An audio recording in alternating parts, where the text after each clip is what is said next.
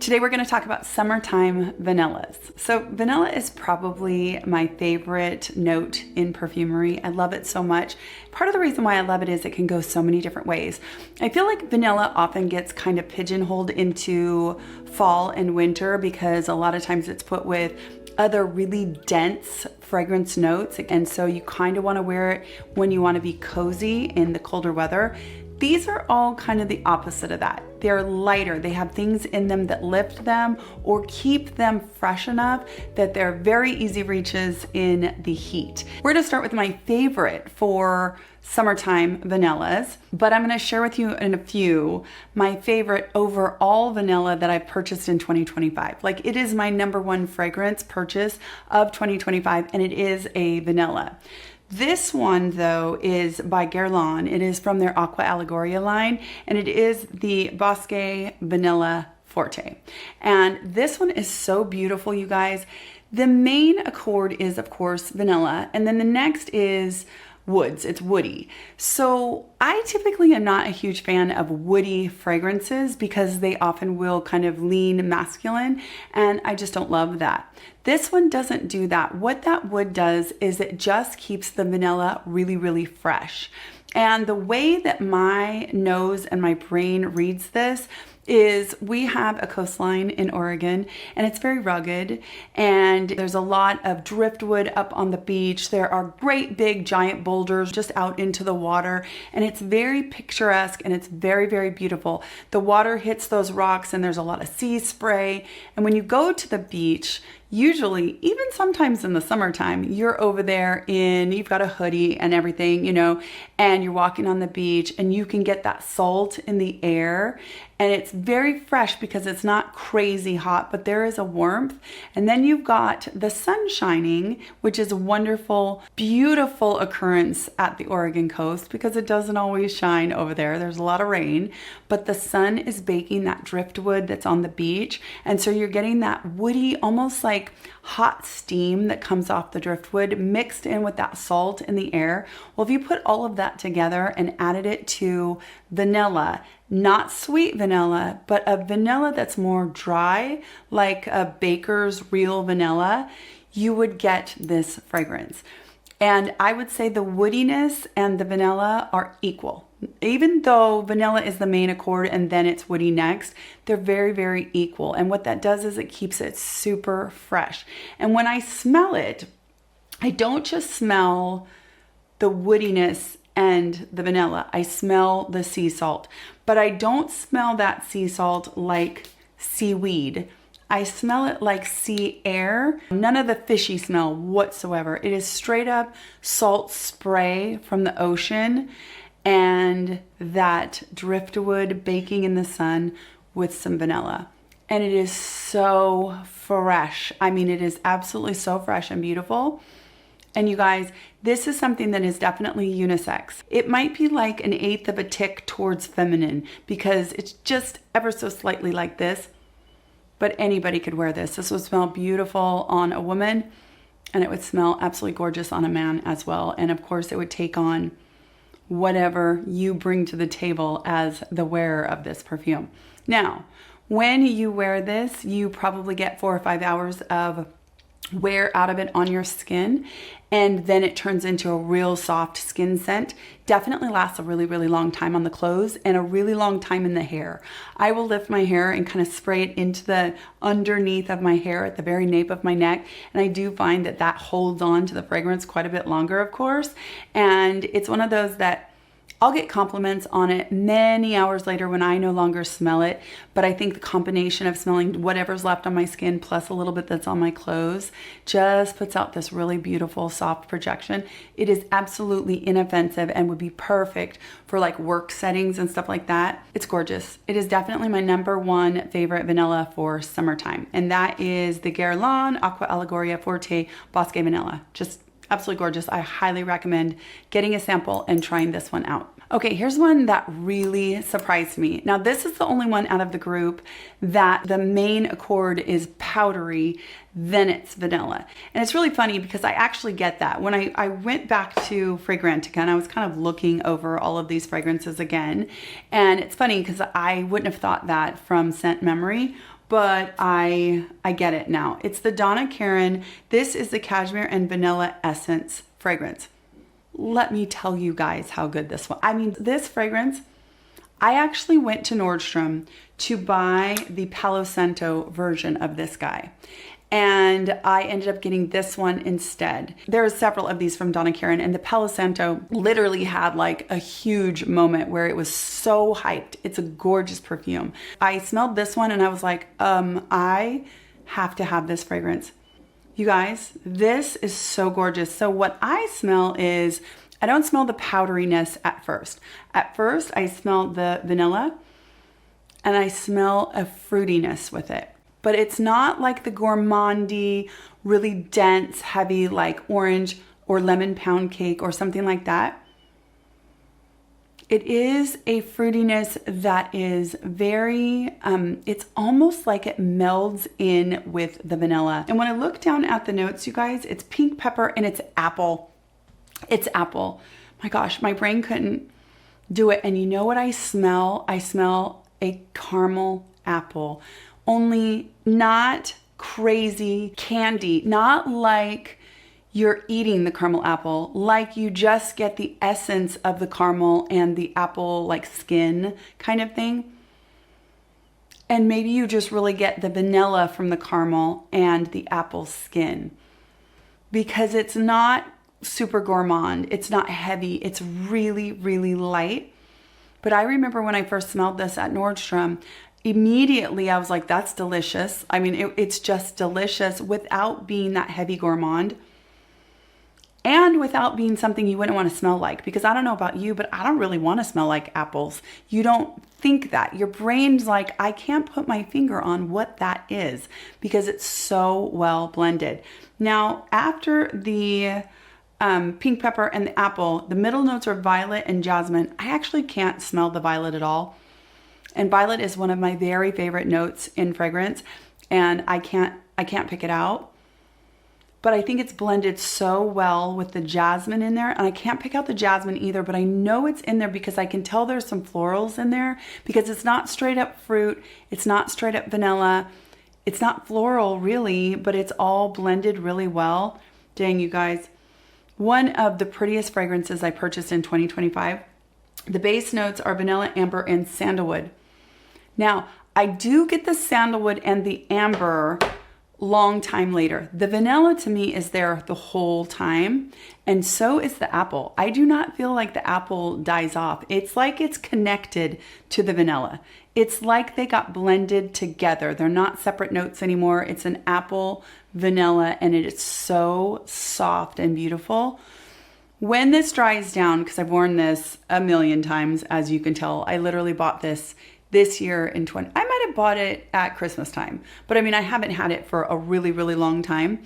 And I love this one. And it does have a pretty good longevity. I would say this one gets me 6 or 7 hours during the day on skin, and on clothes, it lasts a super duper long time. But that apple and vanilla, they're there that whole time, that really gentle scent until about maybe hour 6. And then I do feel like it dries down to a very clean, soft vanilla sandalwood. And the sandalwood is not super duper creamy. It's more of a woody, clean sandalwood. And actually what's really funny is I got a sample of the Palo Santo, and I do feel like they both dry down very similarly in the end, although the Palo Santo is even more woody. This never runs into masculine territory to me or anything like that. It doesn't get too woody or, too clean smelling or anything. It's so gorgeous. I feel like almost everybody would like this fragrance. It is just what a sneaker to me from Donna Karan. So love this one. So that is the Cashmere and Vanilla Essence. The next one we're going to talk about is one of my first purchases when I thought I wanted to start talking about fragrance like online or whatever. And so I kind of started really getting into it. I've had a perfume collection for a long time, but I started to really get into like, I want to learn about notes and I want to take classes on it and all that kind of stuff. And this was one of my first purchases, and it was such a stinking hit that I head first into perfumery. This one is by Narcotica, and it's called Happy Dust. Now, this was a splurge because it is not inexpensive, but it's one of those fragrances that when I got it, I was like, okay, that is niche. That is something so different than anything I've smelled when I've been at Nordstrom or Macy's or, you know, anything like that. It just was so special. So the main accord in here, of course, is vanilla. Then the next is sweet, and then you get powdery, and you get amber, and you get woody. They call it happy dust. And I swear that when you wear this, it literally makes you feel happy.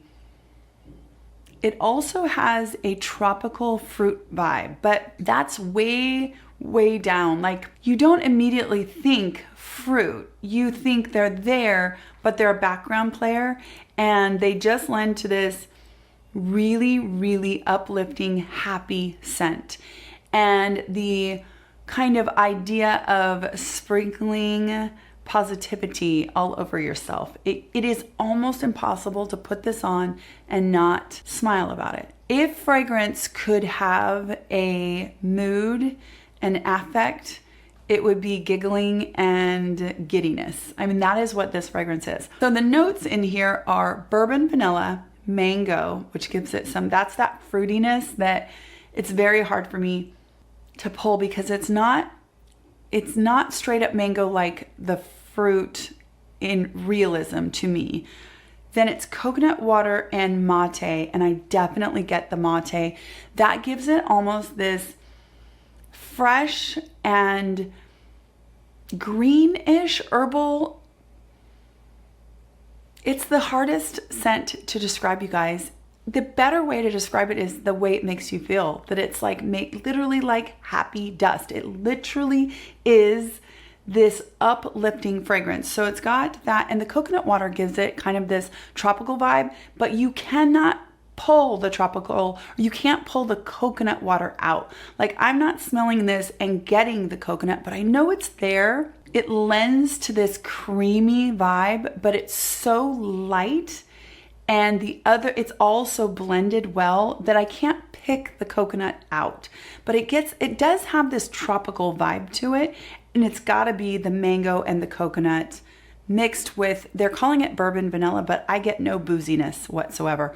Definitely get the mate. And for me, that's giving this fresh kind of light vibe to it. In the middle, it's got a bit more vanilla, brown sugar, matcha tea, amber, and star jasmine. This is one of those that I would highly recommend if you are interested in a fragrance that is a mood lifting. It has that mango, and it has that matcha, and it has that mate, and it has obviously the vanilla. And it really does remind me a little bit of this one in that the vanilla and the mango in this one, the vanilla and the apple in the Donna Karan, they aren't layered, they're one. It's like they got emulsified together and they become one note.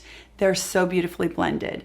However, I will say, because of the expense of this one, I would highly recommend getting a sample of it and smelling it, because you know, my preferences are definitely not everybody else's, and it's an expensive buy.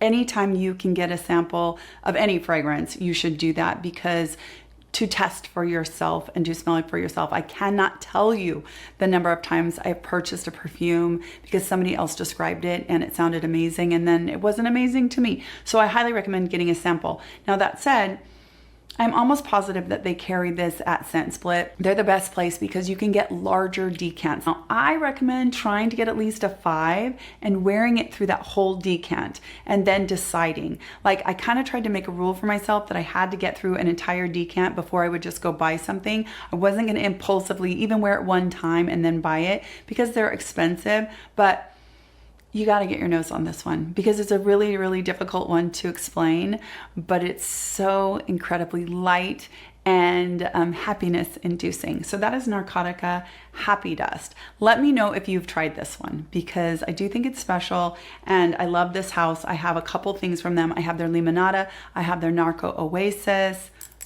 I think those are my 3 that I have from this house. This is definitely my favorite. And it's so good. Okay, the next one is my personal favorite that I purchased in all of 2025.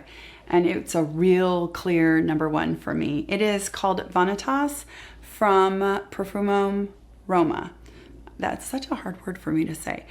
This is easily my favorite, but I'm gonna say right off the bat, it is not a blind buy. This is one that I think some people might absolutely hate and other people would love, like I do. Vanitas is a sweet vanilla. So it's not sweet like gourmand, like you're not gonna eat it, but it definitely has that vanilla accord. And then the very next is sweet. And it's almost like cotton candy sweet. And so you get this candied vanilla sweetness. And I definitely get that, like you're making cotton candy and the air of the cotton candy. It is so gorgeously sweet and delicious. Now, the thing about Vanitas is, and this house in general, is they use a lot of oil. So it's one of those fragrances that I like to spray on my skin, and I actually, which I don't normally do this, I actually kind of push it into my skin because it's almost like it becomes a dry body oil. And I don't feel like I'm really disrupting the fragrance. Like I wouldn't do that with most perfumes. I'm not gonna put them on my wrist and rub it around. I mean, we've kind of all learned that that's sort of a no-no. You mess around with the, I don't know, volatility and the molecular this and that, and it's a no-no. I do that with this one, especially because of the oil content. I also am really careful not to spray this on my clothes. I try to really, and I don't really spray this into my hair because it's got a lot of oil in it, and I just don't want to get all that oil on me. Vanitas reminds me so much of just that youthful candy yumminess, like just sugar rush. And to me, in the summertime, the reason why it works and isn't too heavy or cloying is because it's in this oil-based concoction. It feels softer and closer to the skin instead of being like crazy overpowering. I mean, I can put it on and I spray it pretty generously, and I do not feel like I got to get out of my own way for a minute while it gets out of the air. It just immediately is like in with your skin. Now, again, this is another one that is not a safe blind buy. I would say that it is so sweet, and it's that cotton candy sweetness that I think that some people would think it's too sweet. Even if you like sweet, you never know what somebody else's too sweet is, right? But I want to say it's straight up vanilla cotton candy, but think a little bit more refined. Let's go through the notes, you guys. I think they're real simple too. Yeah, so it's vanilla, African orange flower, myrrh, and then sandalwood. The myrrh is a really interesting note. Let me know if you know a lot about myrrh, because I actually had to look it up because I didn't know what to look for when I was trying to smell myrrh. It can go lots of different ways, but one of the things it can go towards is it's resinous, and it can go towards like burnt sugar. I don't get a lot of burnt in this, but I could see where you might get like the burnt kind of sugar on the top of a creme brulee. You might get the essence of that without any of the actual like char burntness. And so it's almost like that sugar is there in the cotton candy, but maybe if a little bit of it got singed, maybe.